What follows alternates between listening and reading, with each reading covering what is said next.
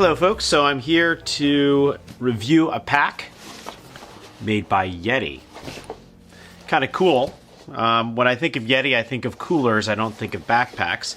A few years ago they did come out with another backpack, I can't even remember the name of it, but it's now been discontinued.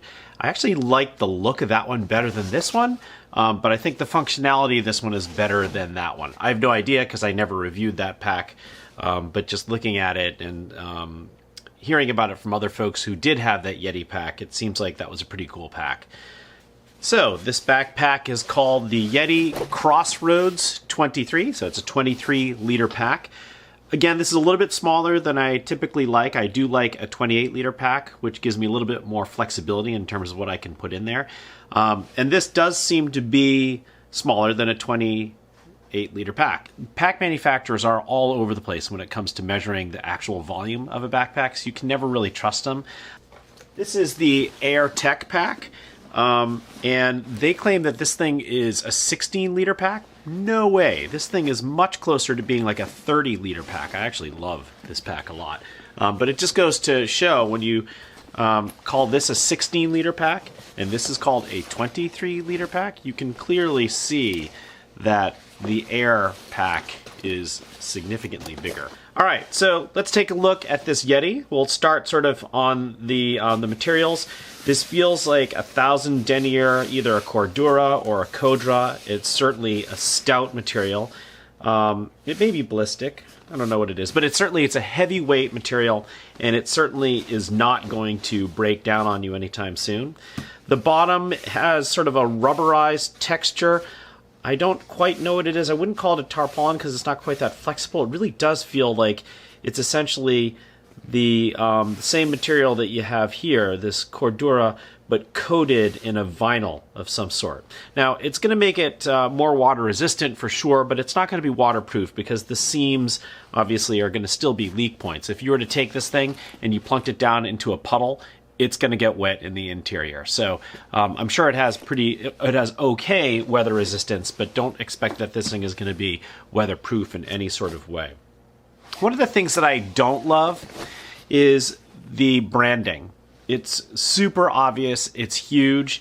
I mean, folks who buy Yetis sometimes do buy them because of the name branding, but I don't love it. I'd rather it be much more subtle and even maybe not so front and center, maybe down here in the corner.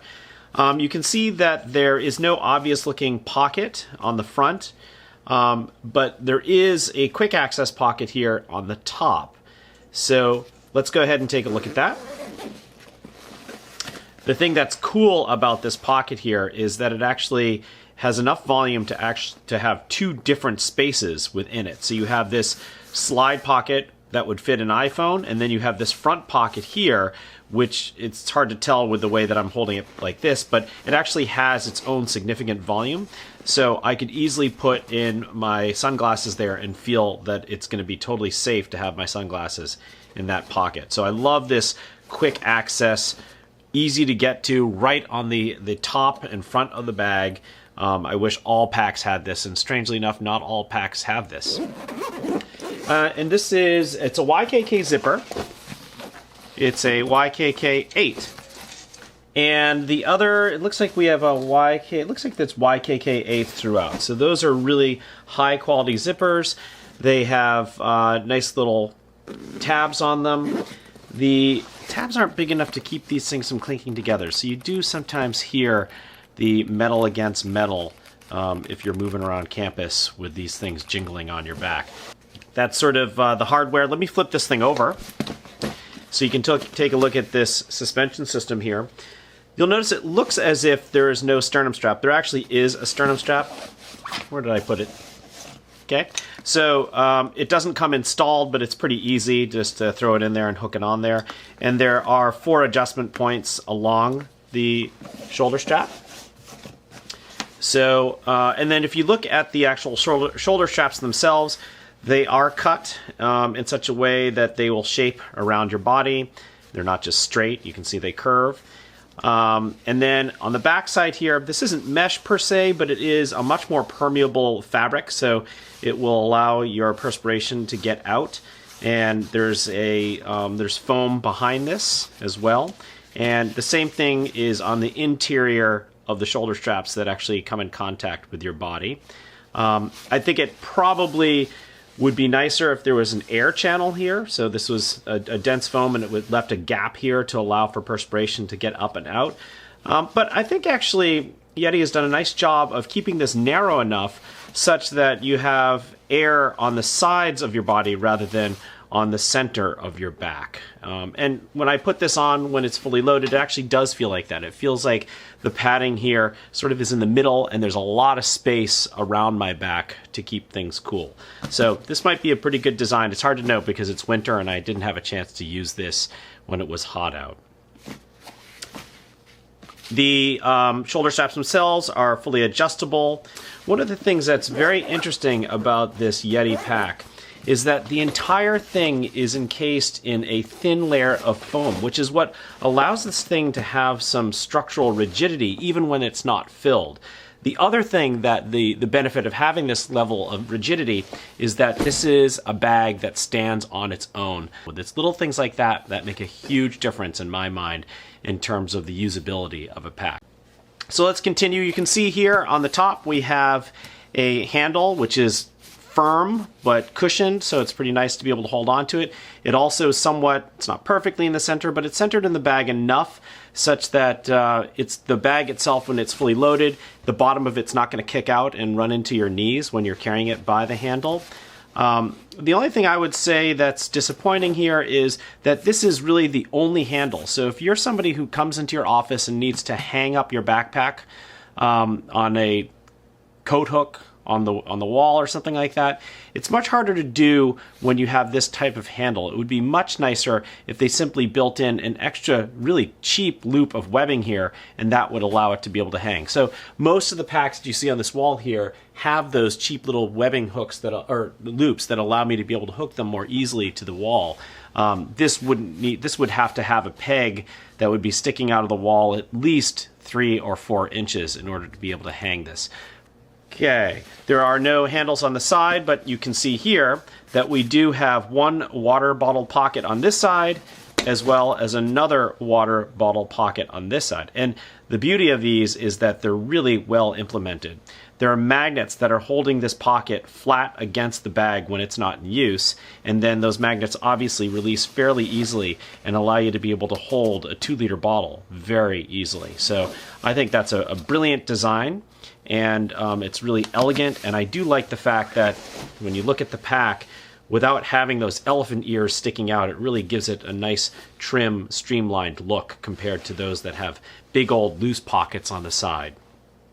Let's take a look at the computer compartment here. And you'll see that it's more than just a laptop compartment. Now, it's a little stiff, and perhaps that'll loosen up over time. But the one thing you should know is that there's a lot going on in this laptop compartment.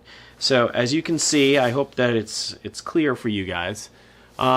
There's a compartment here that actually has its own volume, and that's a place where you could put your charger block. And then you'll see here on this end and on this end there are slots for pens or an Apple Pencil. And then you have a slot right here which is fully lined with fleece that would fit a 10-inch or smaller tablet. And then the rest of the area would be for your laptop. It's pretty tight. I kind of wish the zipper went down a little bit further, if not opened entirely clamshell, to be able to get access to this. And I will tell you that this having only a slot for a 10-inch iPad is always a bummer for me, because I actually have one of those big stinking 13-inchers, so I actually can't utilize this space for my tablet. One thing I want to point out to you, which kind of bums me out, is if you take a look at this, I'm going to flip this over. I want you to notice here that there's a manufacturing defect in that this was sewn or cut or put together crookedly somehow. You can see that it's wider at this point in the bag than it is here. So somehow this whole bag was put in, or this part of the bag was put in crookedly. And when you're paying $200 for a bag, I sort of expect better manufacturing than what I'm seeing right here. That's kind of a bummer, and it's not something I often see in packs that are, you know, upwards of a $200 pack. Well, let's take a look at the main compartment, the interior. There are dual zippers, and by the way, one thing to note, there are dual zippers for the computer compartment. There are also dual zippers for the main compartment, but only a single zipper for the quick access compartment here. So this does open clamshell style. Okay, so you can see right here, this is the pocket that you got access to when you were in the computer compartment, and you can see how it's been, who knows exactly what happened, but it wasn't sewn properly, so the whole thing is actually kind of crooked and it's all wrinkled up and not flat. It's supposed to really be flat. One thing to note here is that notice that there is the foam that gives this thing the whole structure. There's foam on the bottom too, and that's, I think, really a handy thing because I often put my camera in the bottom of a bag, and so if I put my camera in here without it being inside of a camera-specific bag, it'll actually be somewhat protected by the foam that surrounds everything on this pack. So that's actually kind of a cool thing. You can see here we have a slot that would be great for putting in file folders. And we have a large zippered compartment. It's not mesh, so you wouldn't be able to see through it, but it's a good sized zippered compartment. It's not divided in any sort of way. It just holds a significant volume there. And it's loose enough here that it actually is more three-dimensional. So it's not going to just be flat things. You could actually put, say, earbuds in there, like the flosser case for Apple AirPods would easily fit into there. And then on this side of the pack, let me just scooch it over here, you can see on this side we have a zippered pocket that opens in a vertical position, and this one is mesh, so you can really look in and see what you're going for. And it does also have one of these rings for you to put your keys on, again, something I never use. And then this, you might wonder what this is. This is actually the pocket that is accessed from the front and top. And again, same thing going on here. It's a little wider here than it is over here, so this was actually installed crookedly, which is just, again, it blows me away that a $200 pack would have that kind of error in it. There was one other very important thing, which is back behind the lumbar area here, there is a secret hidden pocket where you can put your passport, your wallet, or whatever it is. And it doesn't have a lot of volume, it's pretty flat, but frankly, if you put in something that was bulged out a little bit, it wouldn't be too bad because the lumbar area would then push out and against your back, and it would be okay for your body shape and posture. All right, I'm gonna go ahead and do a high-speed packing of this bag with all my stuff.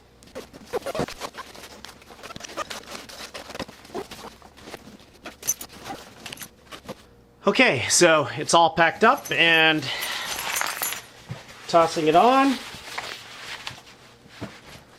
Now, what is interesting about this pack is that it's comfortable, but it's not super comfortable. I don't think that these things are cut quite right. I think that they needed to be shaped a little bit more, which means that they needed to come in more and then out. Right now, it doesn't quite feel like it fits me without it feeling like it's cutting off circulation. And I'm not sure why that's the case because I so rarely have issues with shoulder straps. But it may be just me. And I mean, I'm sort of an average build and 6 feet tall, but it doesn't quite work for me. And I don't think it's a matter of loosening things up. Yeah, because then it just hangs too low. The cut is funny. It's not a deal breaker because I'm not usually going on 5-mile hikes. I'm really just scooting across campus, and oftentimes I'm just using one shoulder strap. But it is odd because typically shoulder straps and suspension systems, pretty much everyone has it down, and it's not difficult to build a good suspension system, and it just feels like this isn't quite there. All right, so let me take a look. Oh, here, actually, let me first show you what it looks like on somebody like of my size. So, side view.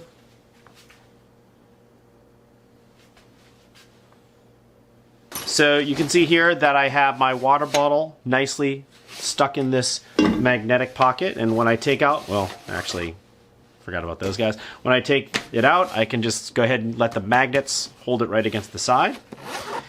In the compartment, the computer compartment, I have a 13-inch MacBook Pro, Apple Pencil, a pen.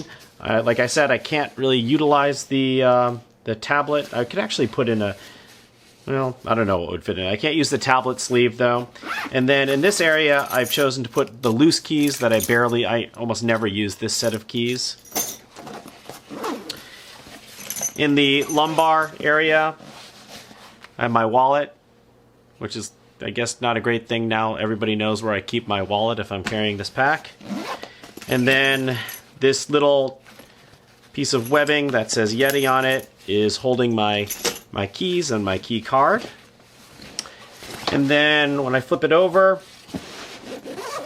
in the quick access pocket, you can see I have my sunglasses and I have my iPhone. I think that's really a great design.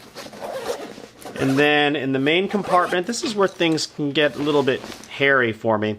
Because I had to put my iPad Pro into here, it's not super well protected, and so I don't love that. I kind of wish that I could have fit it in the place where my computer is. So iPad Pro has to go in the main compartment. I have a battery backup, my earbuds. In this slot, I have a whole bunch of crap. So I have business receipts, I have business cards, my name tag, and then I have my file folders. Oh, notice something here. It's actually kind of important. When you put in the typical file folder, it is the file folder actually rises up higher than I want it to. If I had something in this space, since it actually is going to move in, whatever the volume of this thing is going to push into this main compartment, and it could wrinkle up or bend the file folders. So yeah, even if they could have just gone another inch or made this pocket a little bit shorter, I think that would have been a better idea. So a little bit of a design flaw there. And then in this pocket, boy, do I have a lot in here. I have some dongles, more dongles, and then my Band-Aids, gum, Advil, all that kind of stuff that I have to carry with me. I haven't used that key fob. Okay, and I think I emptied everything out of there. So you can see that it actually does a decent job of holding all the stuff that I typically carry on a regular day. And so, given the fact that it's only a 24, is it 24 or 23? Anyway, it's a sub 28 pack, and I love 28 liter packs, but this one actually sort of behaves more like a 28 liter pack than I thought it would. So were it not for those funny little manufacturing defects there, I think this would be a great bag. Is it worth 200 bucks? Hard to know. I mean, I think there's a lot of good that this bag has to offer, but 200 bucks does seem awfully steep. I think you're paying for the name brand more than anything else. All right, folks, I hope this was helpful, and it goes some way towards helping you decide whether or not you want this Yeti bag. Take care. I'll see you in the next video, and don't forget to subscribe here and check out my playlists and more recent videos on crossover day packs as well. See ya.